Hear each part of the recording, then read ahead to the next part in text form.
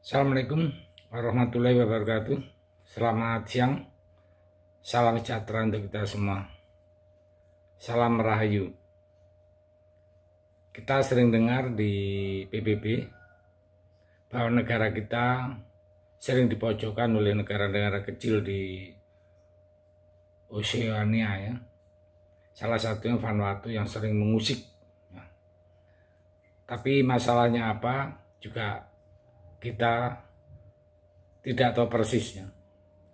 Tapi hampir rata-rata negara di Oceania membenci Indonesia. Alasannya hanya satu, yaitu tidak menginginkan penggabungan wilayah Papua bersama Indonesia. Dan juga tidak ingin Papua lebih maju daripada mereka di pangkuan Ibu Pertiwi Indonesia. Negara-negara seperti Pulau Vanuatu, Tonga, Nauru, Kepulauan Solomon dan lainnya ya, serta kawan-kawan kecilnya sangat gencar melakukan pembelaan ya, terhadap kelompok pemberontak OPM. Ya, teman-teman tidak salah dengar, mereka lebih membela kelompok kriminal daripada rakyat Papua itu sendiri. Dan mereka juga adalah kumpulan dari negara-negara yang sangat miris ya, serta minim rasa tanggung jawab. Oleh sebab itulah mengapa Indonesia itu selalu melecehkan negara-negara tersebut. Berikut alasannya ya. 1. Karena belum mengenal Indonesia. Di bayangan mereka, Indonesia adalah negara besar yang benci seperti penjajah. Padahal dalam faktanya Indonesia lah yang selalu mengalah oleh kebengisan OPM yang bernaung di atas nama HAM. Indonesia yang selalu mengalah dengan media operasi militer, tetap saja dianggap oleh mereka sebagai sosok negara yang brutal, menyebabkan Indonesia selalu geram dengan pernyataan mereka di forum resmi apabila mengangkat isu Papua. Sehingga Indonesia pun tiada segan-segan dalam beberapa pembelaan yang terlampau menohok. Bahkan para ahli dari negara kita selalu memojokkan argumentasi, mereka sampai-sampai terdiam dan tersipu. Terus yang alasan kedua ya, ada mereka itu buta akan sejarah. Yang kami maksud di sini adalah buta pemahaman sejarah tentang pembentukan negara wilayah Indonesia. Dalam kacamata pembentukan negara adalah wilayah warisan dari bekas jajahan kolonial Belanda di Nusantara yang meliputi wilayah dari Sabang sampai Merauke.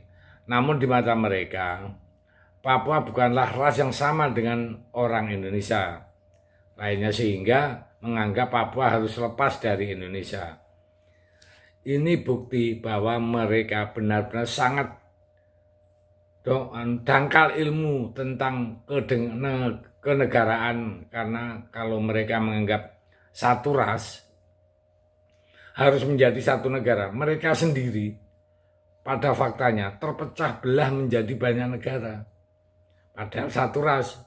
Sedangkan negara Indonesia yang pada hakikatnya adalah kumpulan dari berbagai ras suku yang memiliki komitmen bersama untuk mencapai tujuan yang sama pula. Tidak ada satupun ras yang diistimewakan di Indonesia. Semua memiliki kesempatan yang sama untuk meniti karir dan hidup di seluruh wilayah Indonesia.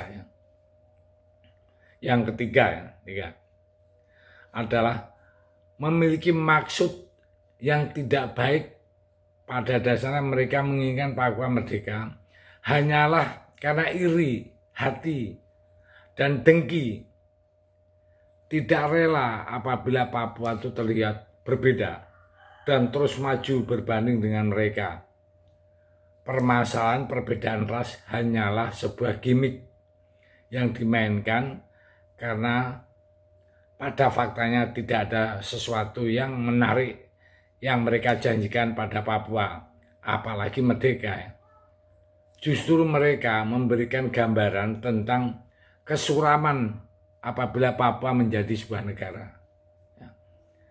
Kriminalitas yang merajalela, kemiskinan yang semakin masif, serta pembodohan besar-besaran yang akan dilakukan oleh bangsa asing, walaupun Papua belum semaju yang daerah lainnya di tanah air, tapi Indonesia telah membuktikan bahwa Papua adalah wilayah Melanesia yang jauh lebih maju daripada semua, baik dari segi pendidikan, infrastruktur, keamanan, pendapatan daerah, prestasi olahraga, masih banyak lagi ya.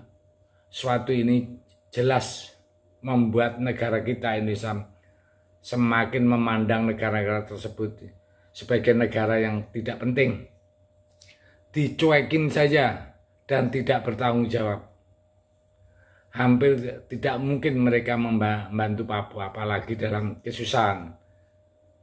Yang paling menohok mereka akan bilang kalau itu wajar karena negara mereka juga seperti itu adanya. Nah, jadi dari konteks ini jelas ya, negara-negara kecil itu yang sering mengganggu seakan-akan membantu Papua itu intinya tuh iri kalau sampai Papua itu maju. Kenapa iri? Dia menganggap bahwa itu satu ras, sama dengan dia. Tapi ini tanda-tanda Papua maju itu jelas di tangan, ya.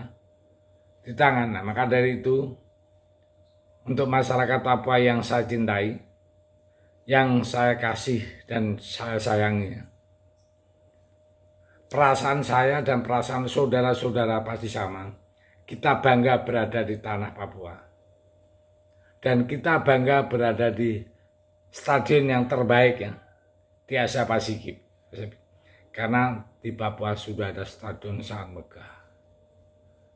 Itu tanda-tandanya Papua sekarang beda dengan yang dulu. Sampai-sampai ya,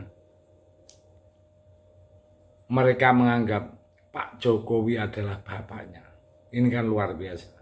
Jadi tolong untuk negara-negara kecil yang pengen ribut, pengen apa, nggak usah kecampur. Ya. Kalian itu ya, nggak usah pakai senjata lah kalau mau menumbangkan dia semua. Kita datang rame-rame, kencing sama rame, selesai sudah. Mungkin itu yang bisa saya sampaikan. Terima kasih. Merdeka.